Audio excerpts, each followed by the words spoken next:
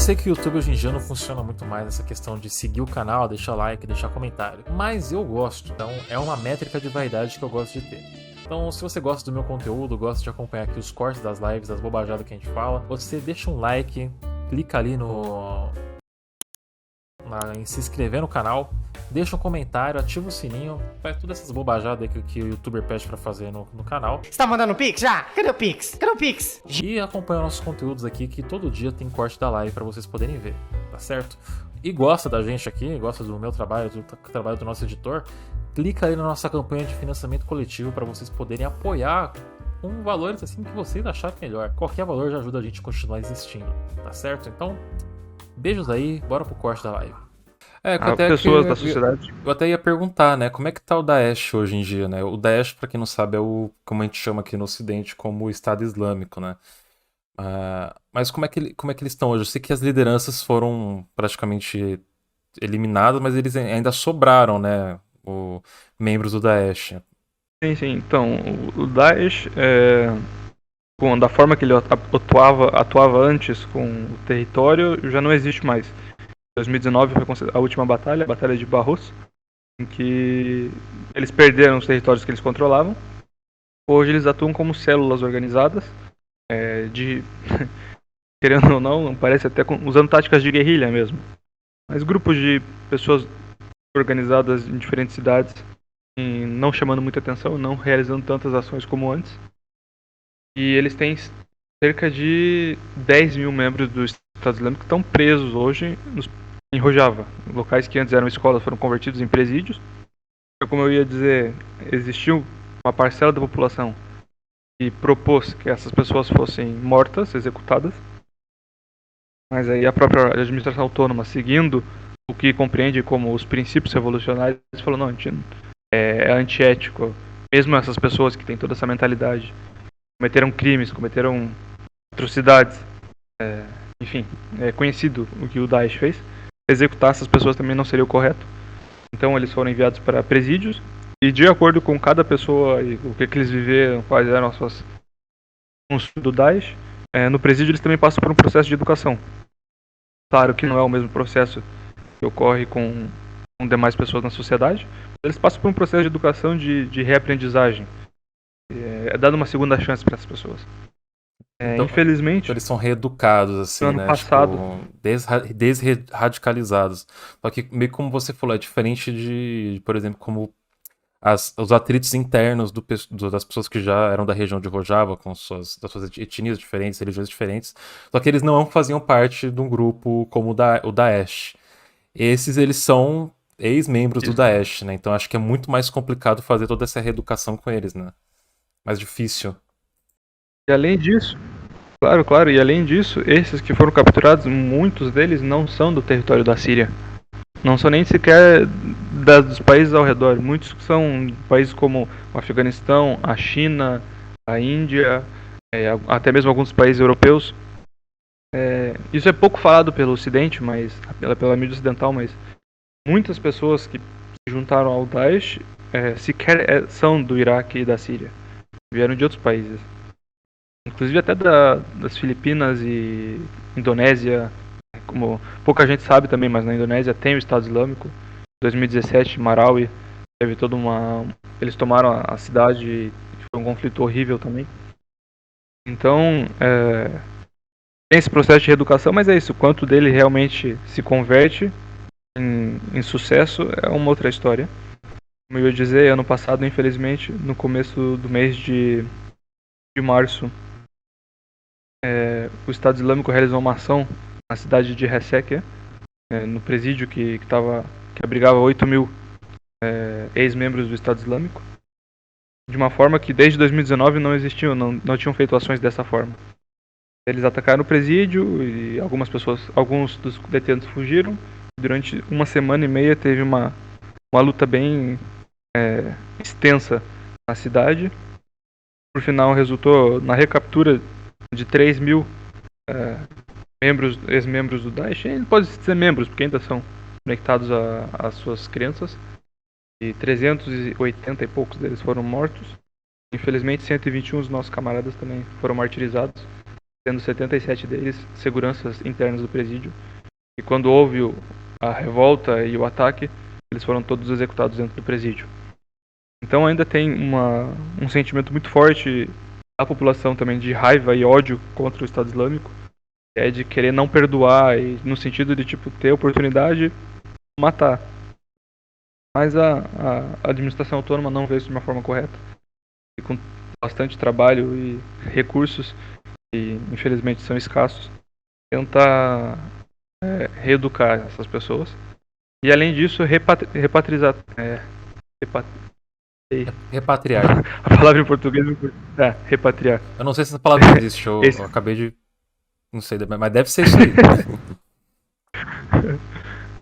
É basicamente mandar de volta para os países de origem esses que não são da região, né? Mas, por exemplo, os países europeus, por que eles querem aceitar ex-membros do Daesh em seus territórios? Inclusive as mulheres e crianças que tem no campo de Al-Hol, que é um campo de refugiados que abriga 40 mil pessoas no entorno de Hesek. Então, todo é completamente composto por mulheres e crianças, e essas crianças são extremamente enraizadas na ideologia do Daesh. E se, por exemplo, uma repórter do Ocidente vai para lá, é atacada. Dentro do campo, as crianças são educadas a matar. Então, enfim, é um problema que não pode se dizer que está resolvido. Existe muito esforço para que seja resolvido, mas, novamente, se reduz a políticas públicas, políticas de longo prazo, não somente de punição, mas também de reeducação e mentalidade, uma mudança de mentalidade. Com certeza. Eu ouvindo aqui, né, eu não sei o que fazer nesse tipo de situação, né? Porque sempre vai ficar aquele perigo de que, pô, a pessoa. E se ele tá falando a verdade? Será que ele tá falando a mentir? Será que ele tá mentindo? Será que eles estão planejando alguma coisa? Então eu imagino como isso deve ser difícil para a população de Rojava, né?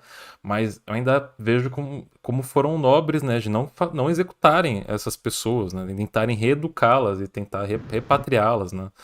Então é realmente uma ação assim bem louvável dos camaradas, né? E querem fazer. Mas sempre bom lembrar que esse trabalho de reeducação está sendo feito por um estado autônomo, né, de Rojava, que tem pessoas muito bem capacitadas para fazer isso, né? Então, acredito que eles estejam trabalhando muito duro para poder fazer esse trabalho. E é diferente, né? É diferente de país para país, mas acho que seria um exemplo a se seguir, né? E olhar como que eles estão fazendo para tentar, de repente, aplicar para outros grupos, por exemplo, por aqui, né? Quando a gente fala de Brasil. Sim. Mas uma coisa que o pessoal fala muito, né, quando vai falar de Rojava, é também sobre as guerrilheiras, né? Que são. Todo mundo olha e sempre as guerrilheiras em Rojava. Como que foi a formação desses grupos, né, dessas mulheres que lutam contra os inimigos externos, né, lutam pela revolução? E sempre bom lembrar, né, que o Estado revolucionário ele nunca ataca ninguém, ele está se defendendo, né, pelo que eu sei. Uhum. Então, esse é um ponto de extrema importância, até porque é o ponto principal da revolução. Jalan diz que enquanto as mulheres não forem livres, a sociedade não pode ser livre. De acordo com as análises e o estudo, enfim, e a prática do paradigma, a primeira colônia e a primeira exploração é a colonização da mulher, o homem sobre a mulher, né? A exploração do homem sobre a mulher. E a mentalidade do patriarcado, que se forma a partir da civilização, a partir do momento que ela se hierarquiza com a estrutura dos zigurates no Império Sumério. É basicamente a instituição religiosa da época. Sim. E sempre Então, bom lembrar, o homem... sem querer te cortar, é que eu vejo muitos camaradas que associando o patriarcado tal só ao capitalismo, né? Mas ele existia antes disso, né? É uma estrutura hierarquizante anterior ao capitalismo. O capitalismo é só o novo sistema que se apropriou muito bem dele, né? Que servia a ele, né? Você pode continuar, camarada. Uma coisa que eu acho super interessante, que também eu vejo que é pouco abordada, é o acercamento do movimento para o próprio termo capitalismo e o próprio entendimento de capitalismo. Eu lembro que na educação havia um camarada que já estava há 36 anos no partido, que é um camarada bastante filosófico. E ele perguntou pra gente o que é capitalismo. todo mundo, eu mesmo, né, vindo das minhas origens marxistas-leninistas, falei que é a exploração, é a questão da economia, luta de classes, enfim. O conceito que é mais conhecido nesses últimos 500 anos da modernidade capitalista. O acercamento de Öcalan é diferente no sentido de que ele associa a fundação e as bases do capitalismo junto com a civilização. Então, tipo, o desenvolvimento do capitalismo e o desenvolvimento da civilização, eles se deram de forma conjuntas, no sentido de que o capitalismo não teve a oportunidade de se expressar por, por considerações e por momentos que não eram oportunos a ele. Mas a mentalidade capitalista, enquanto uma mentalidade, ela veio se desenvolvendo. Então, por exemplo, você falar do feudalismo, você falar do momento de monarquias e tudo mais, para o movimento revolucionário curdo, são todas as bases que vieram para a formação do capitalismo. Então, quando a gente fala do capitalismo já no sentido mais de contemporaneidade, que é a partir aí do mercantilismo, a exploração dos territórios, o imperialismo e o colonialismo, o movimento se usa a terminologia de modernidade capitalista, na qual a gente se encontra hoje. E para a desconstrução e a superação da modernidade capitalista, somente com a modernidade democrática. A modernidade democrática é o paradigma do confederalismo democrático, com sua praxis. Né? O confederalismo democrático é a praxis, no caso. O paradigma é da nação democrática. Então, eu acho que esse entendimento no movimento também é super diferenciado, que eu mesmo também tive levei tempo para entender, mas por conta disso, o acercamento para a questão da luta das mulheres, o entendimento e a importância dessa luta é dado com mais relevância. Então, desde a fundação do movimento, existiram duas companheiras, duas mulheres que participaram da formação do partido e desse movimento revolucionário, sendo uma delas a Sakine Jansis, que é conhecida, infelizmente não tão conhecida ainda no Brasil, mas que acredito que Como que é o nome seja dela? de Pra extrema gente, importância. pro pessoal pegar aí no chat. Sakine Jansis. Eu vou escrever aqui no. Eu consigo escrever no chat também, né? Se você tiver com a Twitch aberta, você pode abrir na Twitch, mas se você quiser mandar no Discord. Mandei na. Ai, eu vou mandar no Discord porque eu não tenho conta na Twitch. Enfim, e essa companheira que tinha o nome de guerra de Sara, Shehid Sara, ela foi a vanguarda e a primeira, digamos assim, a trazer essa luta. Inclusive, o Öcalan, o que ele fala? Ele disse que Sakine, tem um vídeo sobre isso também da Hurandin, você é mais corajosa do que eu mesmo, porque enquanto mulher, as explorações e as lutas que você tem que desenvolver são ainda mais profundas e mais complicadas. Então, nesse sentido, a partir especialmente da vanguarda e da luta da Revolução Sara, Sakine, a partir de 1989 e 87, na verdade, é criada a primeira organização autônoma de mulheres, que é Yeketia Welat Paris Jinen Azad, que basicamente é a união das mulheres livres patrióticas, que se desenvolveu na Europa com a diáspora curda. Depois essa mesma organização se desenvolveu também no território do norte do Kurdistão, em Bakur. E a partir daí foram surgindo novas e novas organizações, até que em 1990, com a proposta da Sakine e com não um aval, mas a consideração e o entendimento de Öcalan de que isso é necessário, foi tomada a decisão de que era necessário criar a Guerrilha das Mulheres. Então, em 1993, é fundada a IEGESTAR, que atua até hoje, que é basicamente uma guerrilha autônoma, mais ainda atrelada ao partido, porque o partido funciona em organizações guarda-chuva, digamos assim. As organizações são autônomas em si, mas ainda assim ligadas ao partido e com os mesmos princípios, claro. Cria-se essa guerrilha das mulheres e a partir delas começam a realizar suas ações.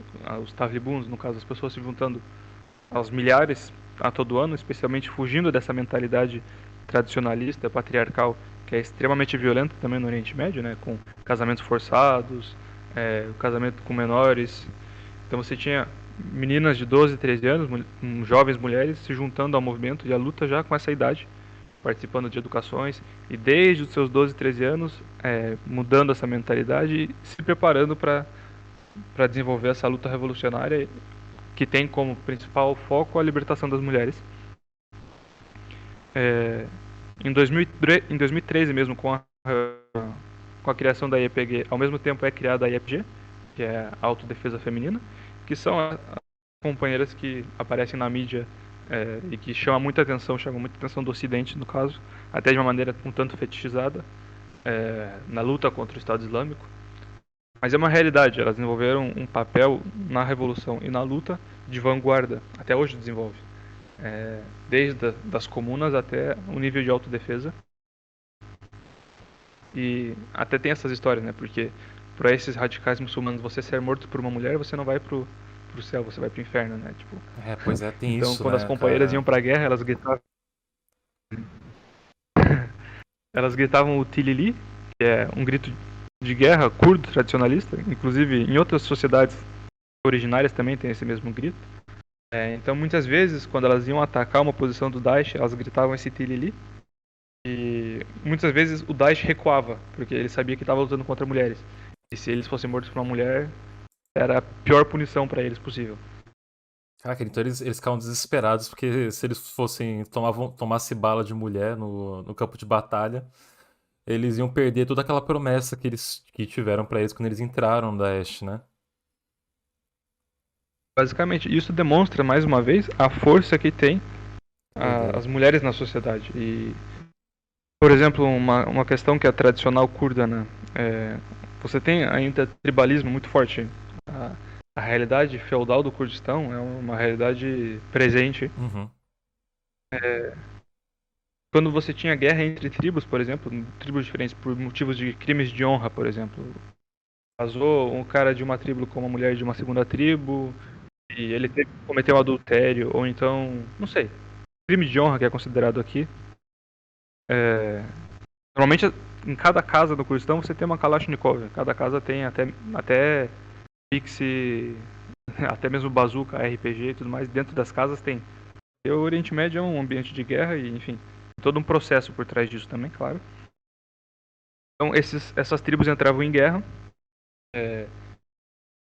Muitas vezes acontecia isso, né? Por exemplo, se você mata um homem de uma casa, você tem o direito de matar todos os homens daquela família que matou esse homem. Meu Então, tipo, Deus. é um ciclo de violência inacabável. Pois é um ciclo de Que violência doideira, cara. inacabável. Tipo assim, então se um cara de uma tribo mata em batalha, ou seja lá o que for, alguém de uma outra família, essa outra família tem o direito de matar Uhum. praticamente toda a linhagem desse cara, se eles quiserem, é isso? Tipo, fazer a eliminação de toda a linhagem sanguínea dele. Dependendo do crime de guerra, sim. Dependendo do crime de honra, perdão. Dependendo do crime de Honra. honra, sim. Então, e Caraca. é uma questão. E aí, qual que foi o desenvolvimento social que a partir disso? Quando ocorrem essas guerras tribais, as mulheres curdas elas têm um véu na cabeça. E, enfim, não é propriamente um hijab muçulmano, mas é um véu branco que elas usam. Inclusive no documentário eu acredito que aparece algumas vezes. Se uma mãe de uma das famílias ela pega esse véu que tá na cabeça dela e ela joga no chão, é o momento de acabar a guerra. Então, tipo, não importa o que aconteceu, a partir do momento que a mulher faz isso, a guerra acaba. São Entende? muitos gestos simbólicos, né? Assim, eu acho muito Isso. interessante, né? Toda essa cultura por trás, né? A própria língua curda ela tem origens que são por conta das origens do povo originário e o seu caráter é democrático. Por exemplo, a palavra Jian, que significa vida, tem a mesma raiz e o mesmo núcleo que Jin, que é mulher. Então, mulher e vida elas têm a mesma raiz etimológica. E muitas vezes as palavras masculinas no curdo são palavras para coisas mortas, por exemplo. Caraca. Ó, falando, ainda nesse tema, né? A Bice mandou uma pergunta aqui que ela queria saber mais sobre genealogia. Eu não sei pronunciar as palavras em. Eu não sei se. Não, não, sem problema. Em curdo, não sei o que que é, mas é. E como as mulheres têm um papel central na revolução. É Jineologi. Genealogia. Genealogia, é. Então, a genealogia foi também desenvolvida pelo movimento de mulheres, especialmente a partir de 2010, como uma forma organizada, que basicamente é a ciência das mulheres. Ela tem uma forte influência dos feminismos também, mas a genealogia em si critica também muitos aspectos dos feminismos, como uma força que surgiu especialmente a partir uma força antissistêmica, especialmente a partir da época de 68, 70, e o papel da juventude, especialmente, como, por exemplo, outras forças antissistêmicas, como os anarquistas e os socialistas radicais, digamos assim, que naquele momento passaram a ter mais influência na sociedade, também pelos erros do real socialismo e as práticas do capitalismo da modernidade, como uma forma de ciência que tem como objetivo o entendimento histórico e sociológico da mulher na sociedade. Claro, a partir do momento que trata-se da sociedade curda, a partir da sociedade curda. Mas desde que a genealogia se formou e se fundou, ela tem se expandido para muitos territórios, especialmente na Europa, também por conta da diáspora. Muitas mulheres da sociedade europeia em si, de outros países, têm interesse e participam hoje mesmo do Comitê de Genealogia aqui de Rojavá, que leva o nome da Andrea Uff, que é uma mártir alemã. Em 1997 morreu mártir, tombou como mártir no Kurdistão do Norte, em Bakur. Mulheres de diversos outros países. Você tem hoje aqui no Comitê de Genealogia companheiras que são da Inglaterra, companheiras que são da Espanha, da Catalunha, da França. Você tem comitês de genealogia que atuam na América Latina, inclusive já houve uma educação no Brasil. Eu não me recordo do ano agora, mas acho que foi em 2015 ou 2016, 2016. Então, a genealogia é uma ciência das mulheres que tem como método mais um acercamento mais positivista, mas não da forma não da forma dogmática e paradigmática do positivismo, mas no sentido de ciências. E ela é estudada em todas as instâncias da Revolução também. Todas as educações você tem genealogia. Eu mesmo, por exemplo, já tive educação em genealogia mais de uma vez. E é importante, inclusive tem uma decisão que foi tomada que todo ano é importante que os homens tenham educação de genealogia. Porque como diz a Reval Melike, a revolução aqui em Rojava e no Kurdistão não é que as mulheres têm um papel, as mulheres são a revolução. Nós, como os homens, temos que nos conhecer a nossa mentalidade, reconhecer o patriarcado e a mentalidade masculina e lutar contra essa mentalidade. Shahid Atakan, que também era um membro do partido, ele tem um texto muito importante sobre isso também. Ele fala que nós temos que matar a masculinidade. Inclusive, esse é o termo que a genealogia usa como princípio. Matar o homem dominante. Enfim, se produz na masculinidade, né? Não, incrível. Então, interessante.